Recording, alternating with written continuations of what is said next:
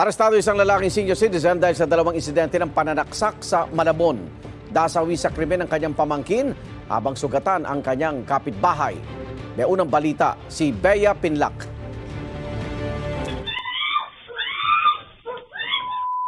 Nabulabog ang mga residente ng Barangay Tonsuya, Malabon nitong Miyerkules nang magkagulo sa isang bahay doon.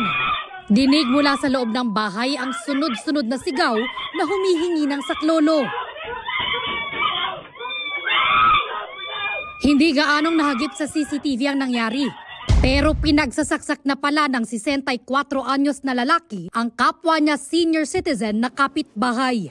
Sugatan ang biktima. Kung nakatalikod ako, patay ako.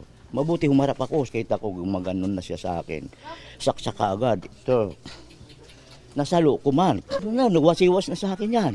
Nadamay rin ang asawa ng biktima at iba pa nilang kapitbahay na tumulong para agawin ang patali mula sa suspect. Si nanay inaagaw yung kutsilyo. Pumasok ako doon tapos inagaw ko.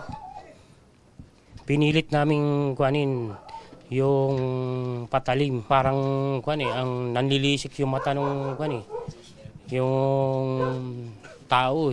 Ayon sa biktima, matagal nang galit sa kanya ang suspect. Mga 5 taon, blinater ko yan kasi binabantaan ako, manigurado ako. Kasi salita ng salita yun sa taas, sa akin ang laban. Hindi ko alam kung anong bakit ano.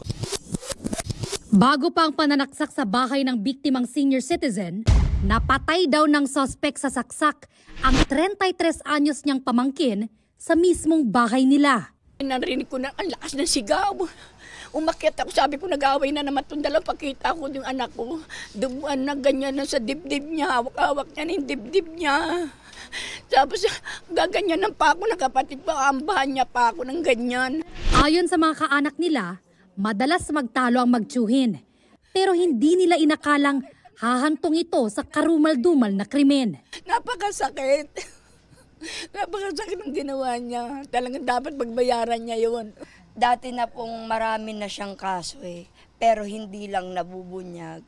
Kasi takot nga si mama baka mapatay kami lahat. Hindi lang adik sa labas ang pwedeng pumatay sa atin. Pwedeng sa loob ng bahay.